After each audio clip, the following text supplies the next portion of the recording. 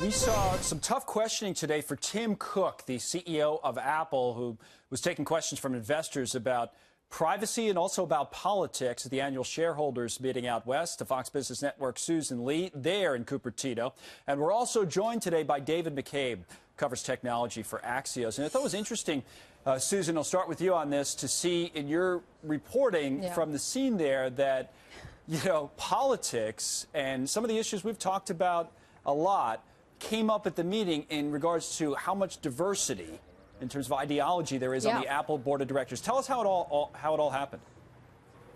Okay, so it was a 100-minute presentation, Q&A with Tim Cook as well. And there were a lot of proposals on the table. That includes approving the board at Apple and also the executive compensation. And then two shareholder proposals. One of them very controversial. It was part of this ideological diversity that a conservative shareholder activism group brought up to the table to Apple. And what they wanted to do was to have all the board members express their political leanings. Well, not surprisingly, overwhelmingly, this was rejected by the vote by shareholders, but it led into a very long discussion. In fact, it probably took up most of that 100 minutes, that presentation.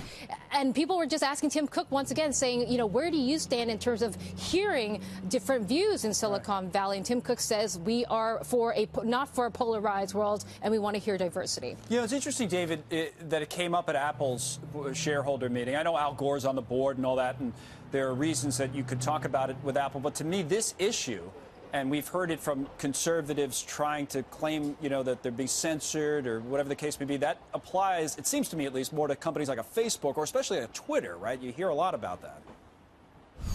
And that's absolutely right. I mean, the people who have borne the brunt of what I would say almost is, at this point, a concerted pressure campaign from the right against these companies have been the internet companies that are seen as kind of vehicles for speech one way or another. The claim, of course, is that, as you said, people are being censored. But I think this shows that there are broader apprehensions on the right, or at least a feeling that they can prey on broader apprehensions about the people who actually make the products, these tech products that have transformed our lives, that they can attack these companies as being too liberal. And I know one thing that came up in the meeting is a donation that Apple made to the Southern Poverty Law Center, which conservatives have often criticized. This is, of course, a civil rights focused group.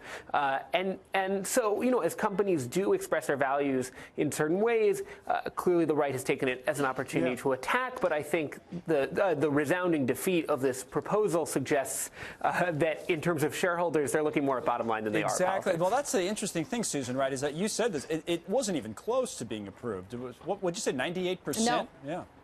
98% rejected this shareholder proposal. But then an interesting question came in the Q&A to Tim Cook, saying a woman stood up and she said, look, I have a friend that works at Apple, and he feels because he has a conservative, he's a conservative, he doesn't feel like he has the right or the acceptance to voice his opinion. What should he do? And Tim Cook says, ask him to come to me, talk to me about this. And he just went on to talk about donations as well. He says, we are not a political company. In fact, we don't have a PAC, and we haven't donated one penny to any political campaign. That's a final point, David. You think this the issue, though, and you're right, we've heard about it in the past. Do you think this is an issue that the companies will have to deal with more and more in a more proactive fashion than they have?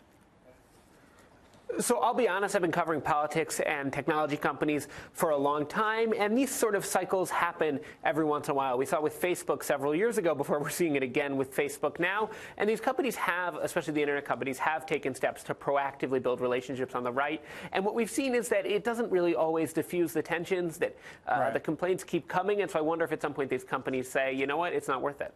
Interesting. David, thanks. Always good to see you. Thanks for coming on. Susan, good reporting today out in California.